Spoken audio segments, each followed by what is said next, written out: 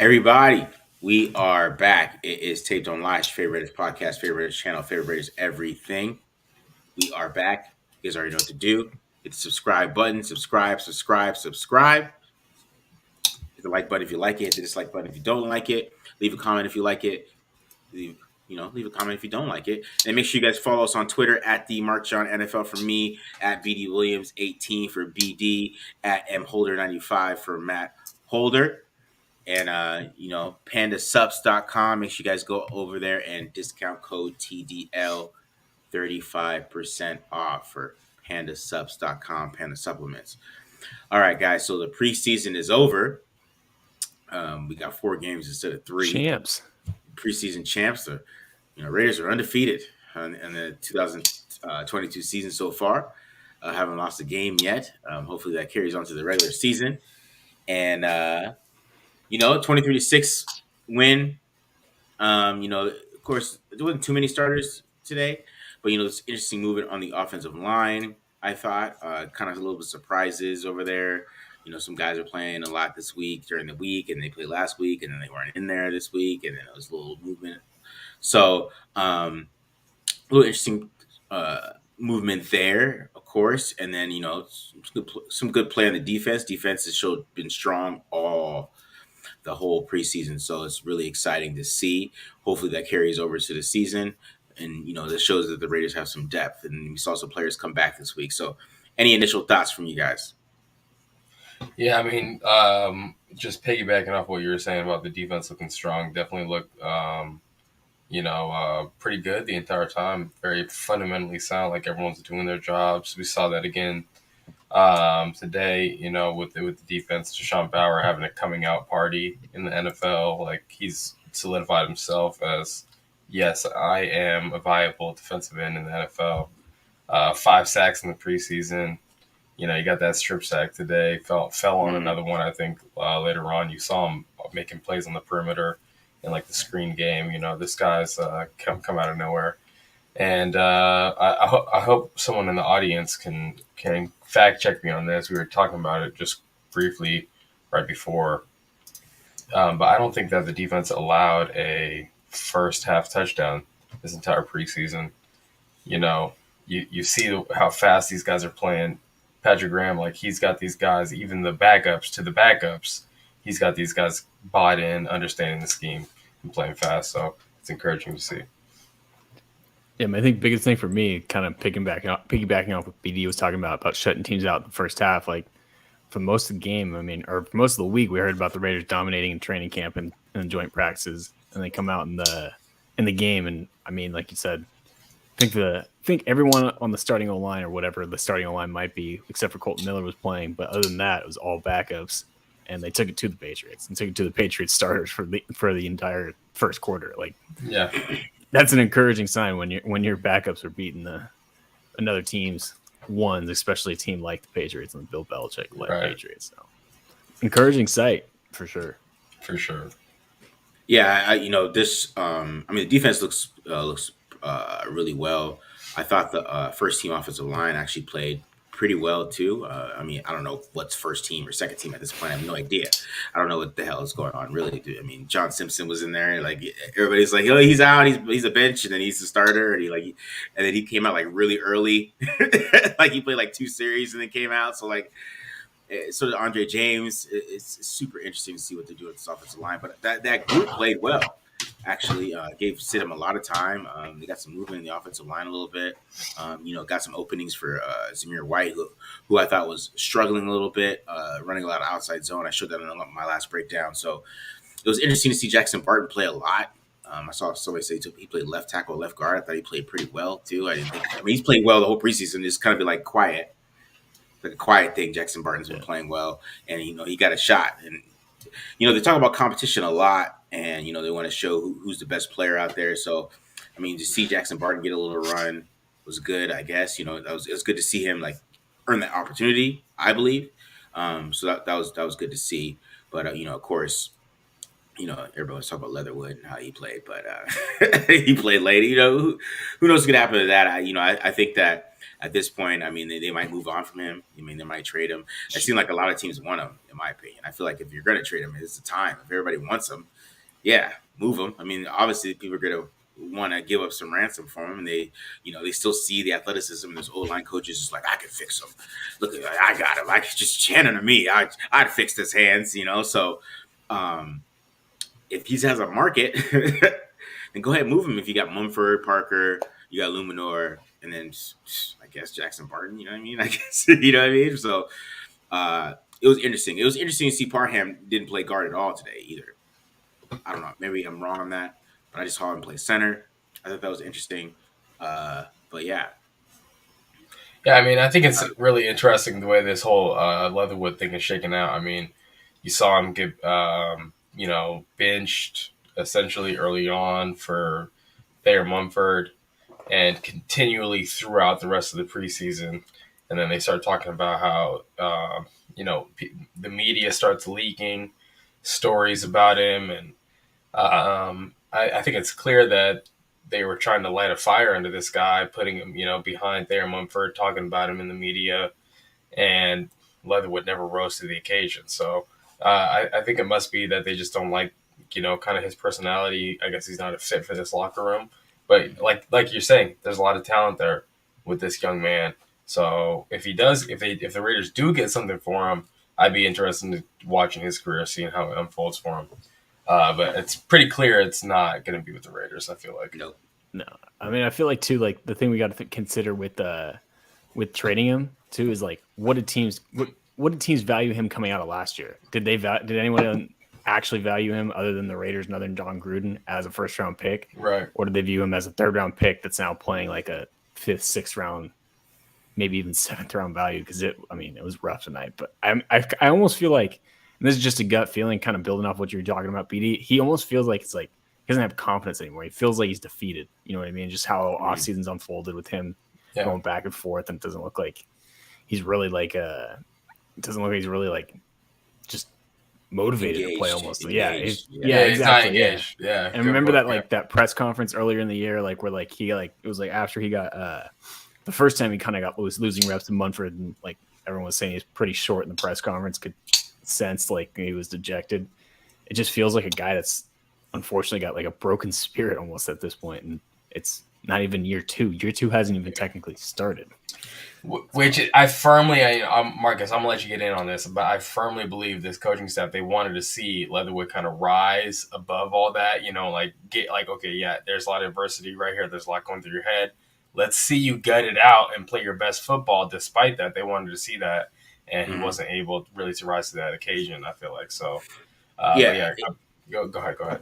I mean, to be honest, we don't know. I mean, when you're that type of player and you're that Herald player going to Alabama and all that stuff, I mean, how much competition has he really dealt with? So they put him in that position where he had to face competition, and maybe he didn't handle it too well. I mean, that could be part of it, but I still don't understand.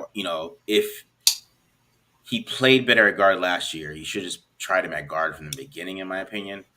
He was obviously a project at tackle, obviously. So they decided to go with the project, and if you stick with the project for so long, then he might be defeated. But at some point, you probably could have just moved him inside, and then maybe his confidence could have rose there too. So I don't know. Maybe that's part of the confidence is him having to slide inside and play guard last year. It could be that the reason why he hasn't had any burn at guard so far is because he's told the coaching staff, "Hey, I'm a tackle." And a lot of times, players do that, and you don't see them switch positions because they go like, I'm trying to make it Cleveland Ferrell. I'm trying to make it at like, I'm not a tweener. I'm not going to play defensive tackle for you guys sometimes. I'm an end. You saw him out there covering down over number 2, like outside, like, no, this is not Cleveland Ferrell's, thing, right? He's at a better spot, but I think there's a bit of a pride thing. So it could have been that for Leatherwood too. He doesn't want to play guard. He wants to play tackle. He wants to prove it to himself that he's a tackle. I feel like with this coaching staff, like you got to look at it as like they needed a right tackle. They don't necessarily need a guard. I mean, the guard's not exactly solidified, but they have Simpson, they have Cotton, who was at least playing well at the beginning of training camp and all that stuff, and Dylan Parham as the safeguard. They don't have a right tackle right now. They needed someone to step up. And when you're a first round pick the year before, we're hoping it's going to be you, even though it's not that's the guy. But I don't know. I feel like Albert Breer kind of gave it away when he called Brandon Parker a steady veteran. It was called. But I read that. I was like, oh no, because I know Breer got that from somebody. Albert Breer is Mr. New England, right? He's Mr. Patriot. And when he talks about the Patriots, Breer's not lying. Anybody else, you know it. But he called Brandon Parker a steady veteran.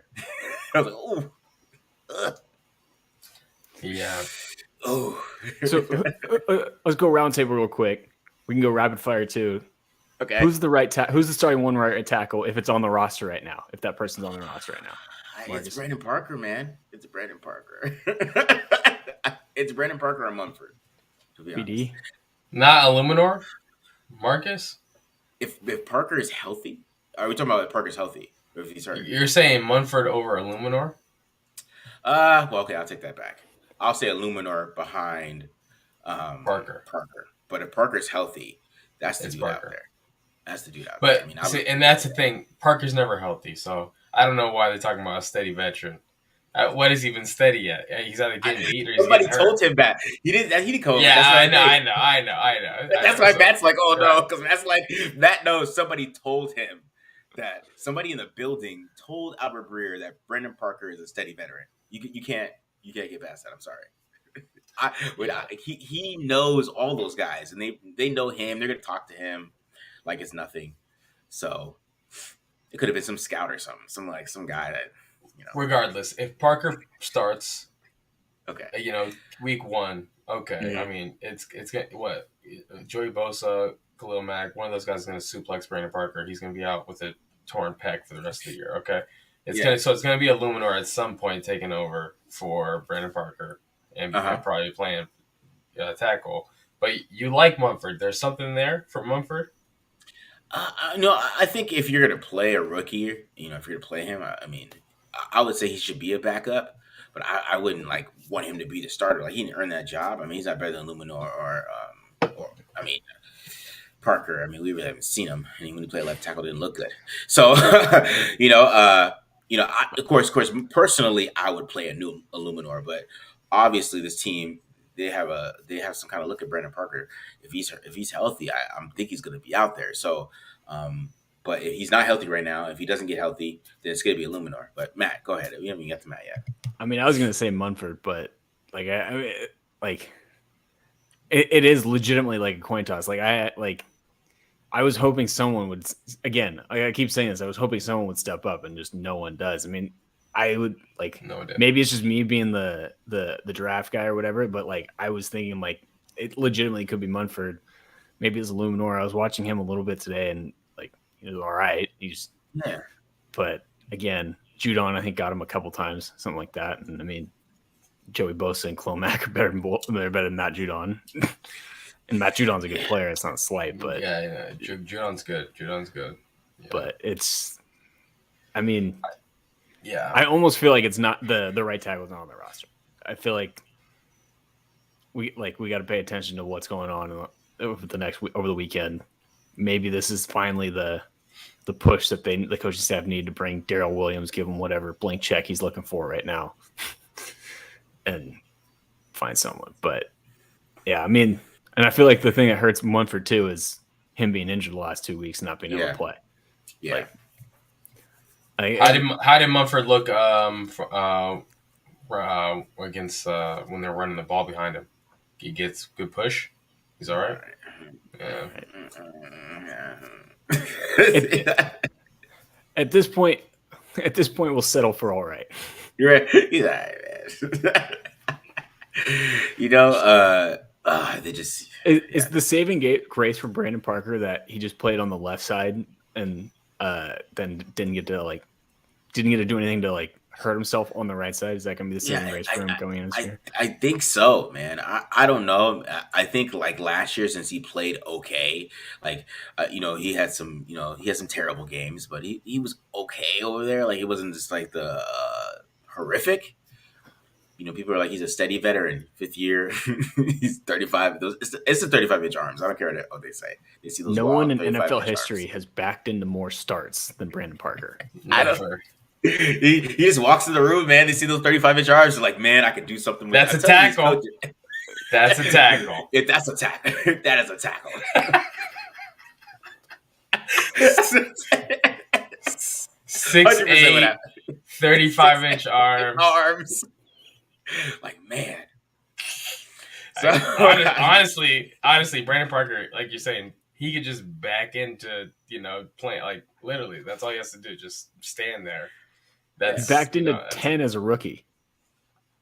Yeah. Like, how many guys start 10 games as a rookie, don't start 2 games for the next 2 years, then do like 14, don't get re-signed until after the draft, and then find a way to get into the starting lineup again? I don't know, man.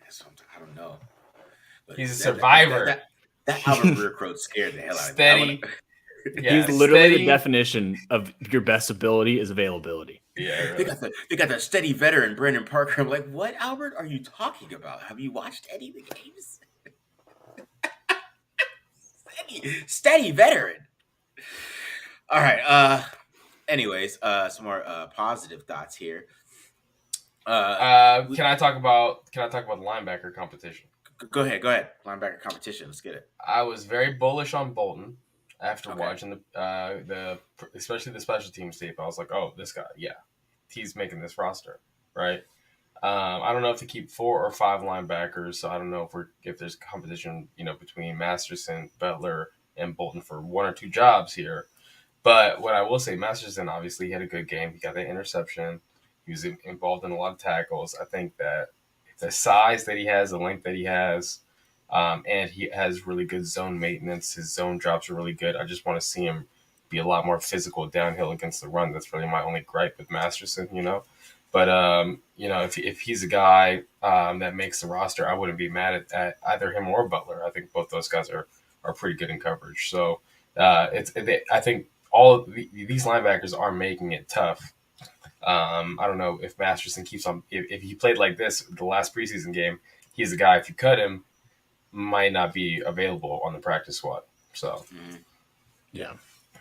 I feel like they'll try and stash Butler on the. I was just gonna say, I feel like Masterson will make the team. They'll stash Butler on the practice squad. I feel like that's the move. Keep 5 with Bolton, and then,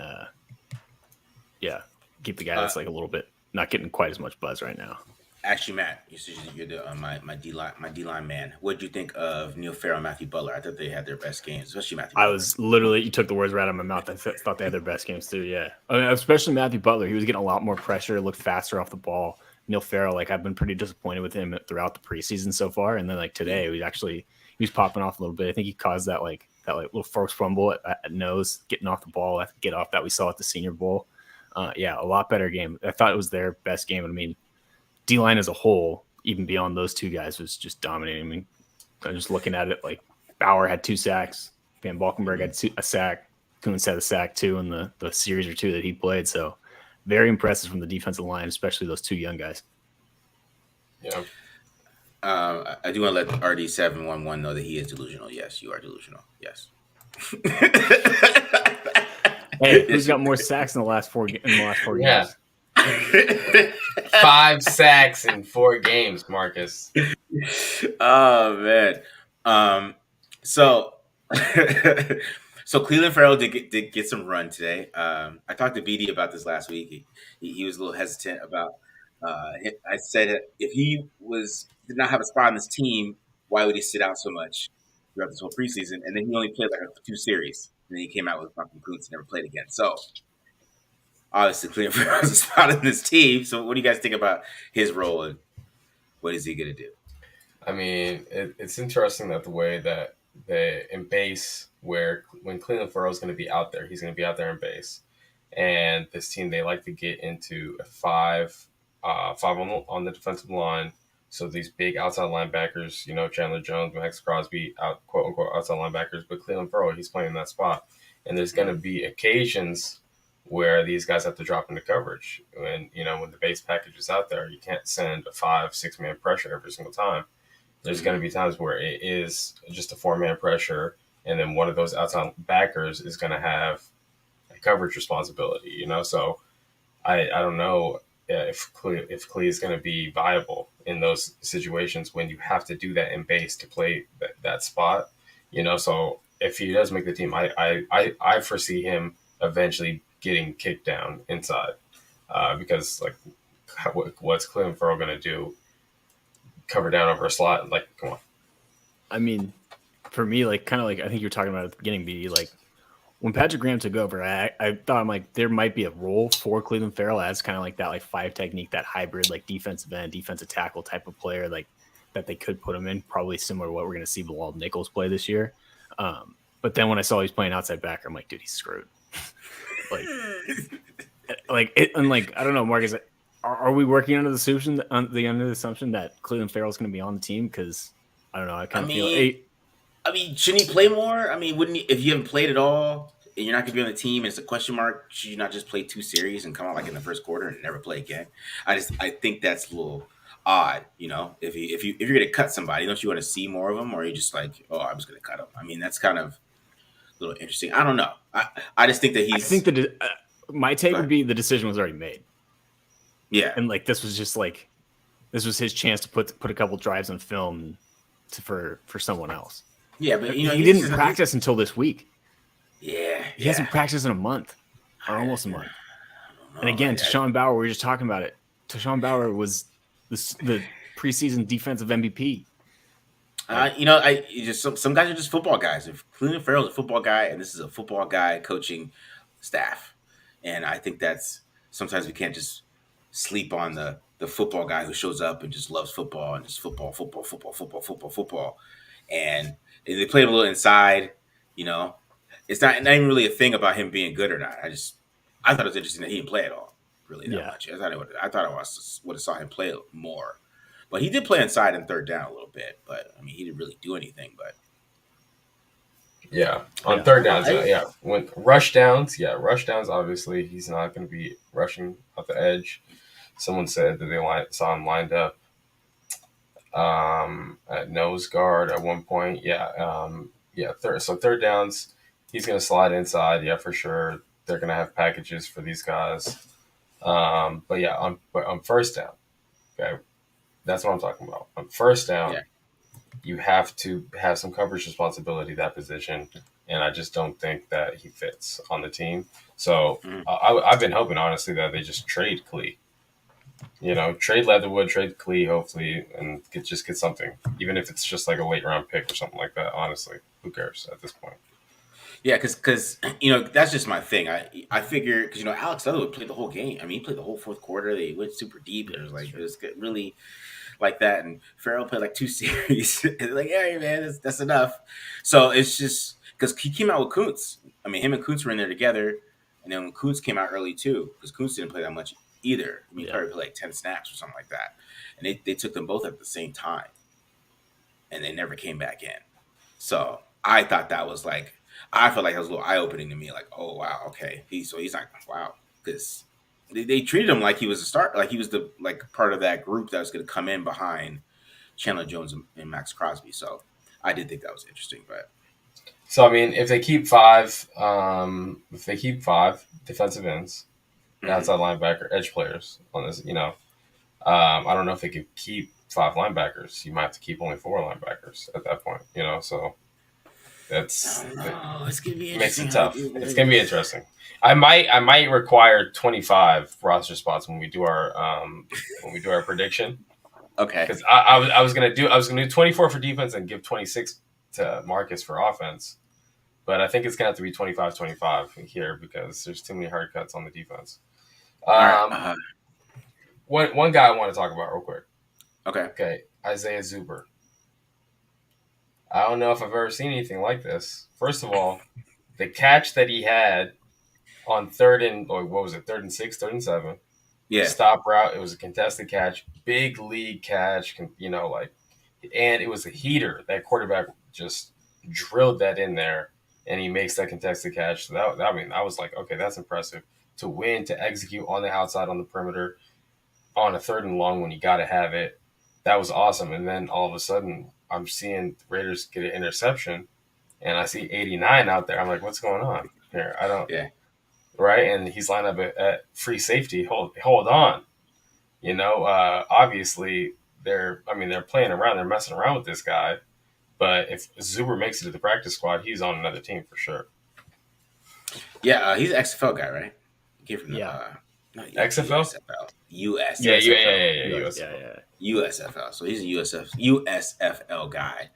Yeah, but I mean, he's been getting a little bit more run the past couple weeks, but I mean, yeah, he definitely had to be a practice squad guy. But and when it's always interesting when you come from the USFL. Do you want to be a practice squad guy? Is that something you want to do, or like, I don't know how that works, but yeah, because how much did you see the USFL games? They had like 10 people in the stands. That league's gonna fold in like if they have a full year 2. It's job security, at least on the practice squad. yeah. You're right about that. Barely, yeah. Barely. All right. Yeah. Okay. So no Zuber making the final cuts. Fine. Right. I want to see him. I want to see him because Keelan Cole. That's what I'm talking about. Keelan Cole played really late. I saw somebody talk about that. What was up with that? I mean, he's so. Dylan Stoner getting a run over him. Did you see that? Yeah, that was wrong. I was gonna say I would not be surprised if Keelan Cole ended up not making this team with TJ Turner emerging as a returner, Tyron Johnson bringing that speed element. I mean, having a 45-yard catch that would have been a 70-yard touchdown. Is that a prediction, Matt? Is that a prediction? Might have to be. I'll have to get on it, but I will say I do have a surprise cuts dropping tomorrow, and Cole was one of them. I mean, I would agree with that. I mean, he played late into the fourth quarter in the last preseason game. I mean, what else is there to say? In my opinion, I mean, he's playing out there with guys that he's out there with Isaiah Zuber. I mean, Dylan Stoner. It was more interesting to me that Dylan Stoner was getting run, and he came out early too. So there's just a couple things that some guys that came out really early today kind of caught my eye a little bit. And even Dylan Stoner, like even hanging around, like wait, wasn't he injured the whole training camp? He was injured all training camp. Most of it, yeah. And they're just keeping Dylan Stoner around. What is that's weird. All these guys got cut. Jordan Vesey got cut. Okay, first of all, hold on. McDaniels loves those kind of wide receivers. Okay. What kind? Okay, the coach's son. Okay, all right. The way you can grinders.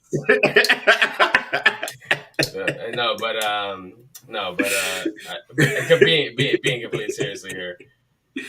One thing that was really telling for me with Keelan Cole is on that out route that the ball was behind him, and he missed that, and it was a third down.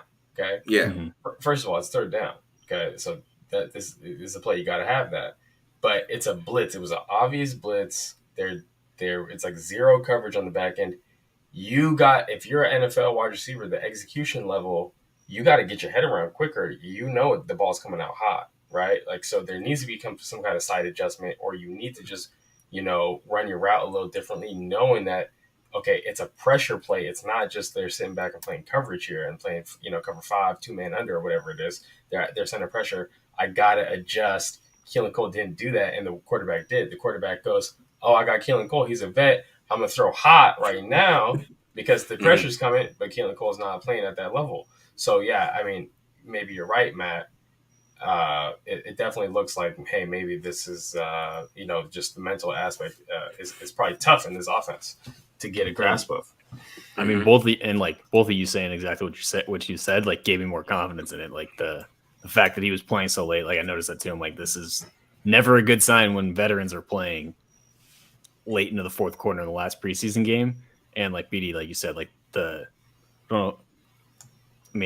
got called a drop or was behind it. Yeah. Drop or whatever. So another thing you can't have happen when you're a vet trying to make a team. And you got a guy like I was talking about with Turner who had another nice return today too. And then Johnson going out and doing exactly what you would expect from a spot receiver to go Johnson's down on the team. Field. Yeah. He's a lock. That's a lock right there. He better be a lock.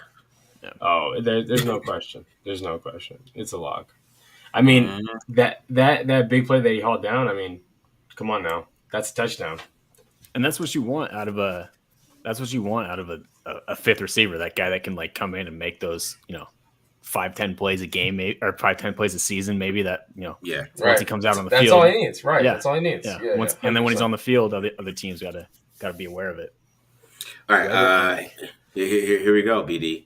Webb or Amik Robertson? Where you I going? I gotta go Webb. Webb has come up in run support, made quite a few big hits, good tackles.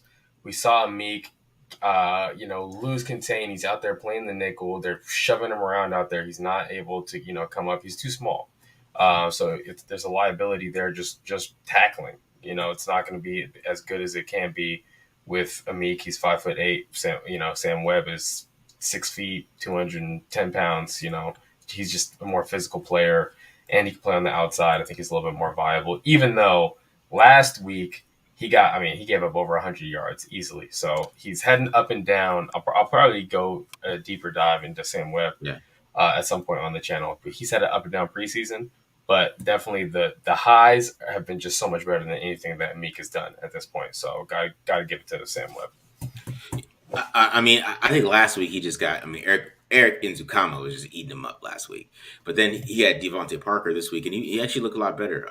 Going against Devontae Parker, who actually is a pro. I mean, he would win against a starter, and that's guys that you're supposed to get targets for the Patriots and help elevate Mac Jones, and he was there every single time, shutting him down. So I think last week was that was just Eric Inzukama's coming out party. And Sam Webb is just a part of the party because he was eating him up. So yeah, I feel like I feel like that's my like issue with Webb is like he does have like those highlight like BD those highlight plays, but he is very inconsistent. So that's just to me and him being a free agent, being a D2 guy, that to me screams practice squad type player for the year. Yeah, you know what I mean? Because he'll still be under the radar where I don't think anyone's going to claim him. And if you keep him Meek, like I feel like Meek had like at least a decent game today. I mean, it wasn't terrible. Like you said, I think the highs have been better for Webb for sure. But I feel like Amik's trying to do too much. He's trying to like make a play. I mean, yeah. He hasn't done himself any favors in the preseason games at all. And I mean, the only his saving grace though is I remember in the beginning of camp, like people were talking him up a little bit, saying he was having a good camp, and then he got hurt, and it seemed to change after that. But we'll see. Mm-mm. All right. Yeah. Any other questions? We got a Panther here. Keep pounding. What's that about? Hey, we'll take it. I guess. Thanks for supporting the channel. We don't even play Panthers. We don't even play the Panthers. See any questions about Zuber? We already talked about that. Britton Brown might be a tough cut. I've been keeping my Britton Brown versus Zamir White opinion to myself. So, Matt Holder, what do you think about Britton Brown? I feel like he's going to be he's going to be the one draft pick that gets cut. I feel like. Yeah. And I mean, like you were saying, you liked him better than Zamir White over the past month. I mean, over the past couple of weeks, I have. I think he's been a little bit more impressive. So he's shown he could do more, right? Yeah. Just a little bit more of a pro running back. But Zamir White, I know that they're high. They traded up for him, so they're not gonna put Britton Brown over him. Or it's not Pete Carroll. I mean, Pete Carroll would play Britton Brown over. It wouldn't matter. But they try to talk about competition over here. They traded up for Zamir White. Zamir White said to get every chance, and he has a chance to get better. It's just something. I think Britton Brown. I don't know if he makes the practice squad. Does he make the practice squad? I don't know. That's going to be a tough one because you think someone scoops him up. Somebody might just take him, even if you keep him there, right? Like, how long do you keep him there? Because they could take them at any time. It's not like they could just, true. Right? He's probably led the preseason in rushing and all that stuff. So, and he was drafted. It's not like he wasn't drafted. It's not like that. Maybe some other team, maybe he wasn't going to get drafted. Maybe he wasn't. He ran a 4.69, but he put out some really good preseason tape. So it's gonna be interesting what they do with that. But my thing with Britton Brown, sorry if I could just jump in here, is just very efficient. Like we're talking about falling forward, good vision. Like he's not gonna wow you. He's not a home run hitter. He's just a solid guy. He understands the game. He's got good fundamentals. The way he presses the line of scrimmage, he has his shoulders square. He gets those hard yards. So is there anything spectacular, or is it just like really good hot, the skill set is there with a low talent level? Whereas Zamir White, the talent, we know we got the talent, right? He's a Yeah. Georgia back. We got the talent. He's not doing these little things, right, that you need to do in the NFL. But you can. We already know it's not a question. Zamir White was making the team, but maybe Yeah. Britton Brown is a guy that who knows how long they keep him on the practice squad. Exactly. Yeah. But I agree. When these running backs start getting hurt, you get a guy like Britton Brown. He could probably rush for 75 yards in an NFL game. It's not the worst thing. Exactly. That's my point. Like, I don't think he would stay in the practice squad too long. It would just take one running back to get hurt, and he's getting swiped up, so he could come help some running back room. So that's the choice that they have to decide. But I think Zamir White has a role. It's just they can't do the whole outside zone thing they were trying to do with him. During the last couple of preseason games, he can't do that really well. They ran more power runs today, and he looked a lot better. Got a touchdown, got some more positive yards. So they just got to stick with the power stuff year one until they can maybe mix in the outside zone, or maybe he's just not a zone back, which I kind of talked about too. They got to use him correctly too, I think. But yeah, I mean, I agree. The gap runs, the gap schemes, like we saw him hitting these holes hard, right? Zamir White, that's his thing. It's just like, hey, Zamir, this is where we want you to hit that at 100 miles per hour. Hurt someone while you're doing it, and he's going to do it. Yeah. So, any thoughts on that, Matt? I was gonna kind of say the same thing. Like a little bit of like, I feel like Zamir White. If you go back and look at like the Patriots last year, he could have a role similar to like what Ramondre Stevenson had, except without hopefully with more carries from from Josh Jacobs than a Damian Harris had got, because Damian Harris was banged up. You know what I mean? Like where like he came down as that like third and short type of back where they use him on a lot of the gap runs. Like you go back and look at it, like Ramondre Stevenson, despite being like a running back 2 or 3, had one of the most gap runs in the NFL last year. I think he was top 5 in gap run rushing attempts. So I feel like that's the role. Maybe they're trying to figure out if Zamir White could do zone and go from there, or just get more reps on it for next year or something like that. But yeah, I feel like he's going to be. They're not. I don't think they're going to run outside zone with Zamir White in the regular season. I hope not. Yeah, because he looks really good at power. And then you start hitting the outside zone. Because there's just a Trey's talking about he wasn't a cutback. He wasn't a cutback back at GGA. He could hit a wide open hole for a house call though. See, there you go. Yeah. I remember we were watching him before. Like his agility is not that great. Like what you kind of need to be in his own running. Exactly. All right. Any more questions? I guess we hit this one. Would you put Simpson at right guard to replace Cotton? I wouldn't make John Simpson play right guard because he's never. I don't know. Has he ever played right guard? He played left guard as Clemson, right? Left guard Clemson. The left guard specialist. Yeah, I mean, why? They always no. What they always talk about switching, and linemen hate switching. That's why Isaiah wins over there. He's pissed. That's why he's on the trade block, because he's mad. I mean, I feel like it'd be kind of a waste to switch him to right guard when you had Dylan Parham play all 3 spots on the interior. Like, you know what I mean? Like if anyone's replacing Cotton, it's going to be Parham, who has played like he's the switch hitter of the team, of the offense. I don't know. I don't feel too comfortable with Cotton playing real live NFL football yet. I got a little nervous. It's the same thing as right tackle, Marcus. Somebody's got to be out there. I'd rather put Parham out there. And if we're gonna put somebody, if they don't like Leatherwood and they want to put Leatherwood there, that's fine. At least put Parham there. He just makes me nervous. I don't know what it is. I'm nervous.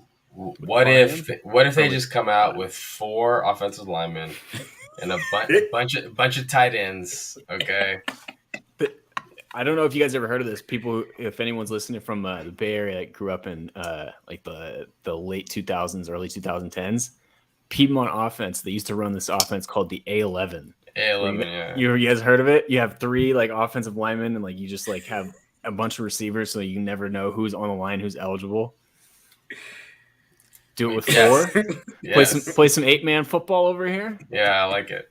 We're gonna have to get creative with it. Something, man. I don't know, man. I don't know. All right, I think we're going pretty long today for the instant reaction. All right, I think we're good on that, guys. Any last thoughts before we get out of here? I mean, apparently, those reports about Derek Carr and Devontae Adams looking pretty good. Apparently, those are true. That we didn't even need to see Derek Carr in the preseason this year. Like every starting quarterback got a preseason snaps. Yeah, I mean, just him and Aaron Rodgers, right? Aaron Rodgers. There's only two. Okay. Yeah, Gotcha. even Tom's playing tomorrow. Yeah. Yeah. You got to when you take a vacation. I feel like Yeah, you take a little vacation. Yeah. Yeah, that was definitely part of the deal. Trade 10 days for a preseason game. I'll take that every day of the week. 10 days in the Bahamas for a couple preseason series. I need to get on that deal. Right. Yeah. So get ready for some real football. We're gonna start getting ready for the Chargers without J.C. Jackson. So it's gonna be exciting. See who's gonna Michael Davis versus Devontae Adams, week 1. And see what we're gonna do on this offensive line. See what they, keep up with. Are they gonna announce who's the starters for the offensive line? We still don't even know who that is. We don't even know what the offensive line is going into the season. Like who are the starters? Hopefully they'll tell us that pretty soon, and then we can start getting ready for these. I don't think they know either, man. I agree with you. I don't know why I whispered that. Because it's a secret. They don't know. I don't think they do either at this point. So, but you got to get ready for the Chargers, right? And start getting some. I'm gonna do a little bit of Joe Lombardi's offense. Of course, PD do a little of the Brandon Staley, who runs cover 6, cover 4, cover 5, cover 8, cover 9, cover 10, and tries to fit it all into camp. And says, "Let's go do it, guys." So let's see how that goes and see how that works out. But you guys already know, dude. Subscribe. Appreciate you guys listening. We got 400 people today. God damn. Yeah, take it. Yeah. Let's go. All right, guys. Appreciate you guys. Peace. Yeah. Later.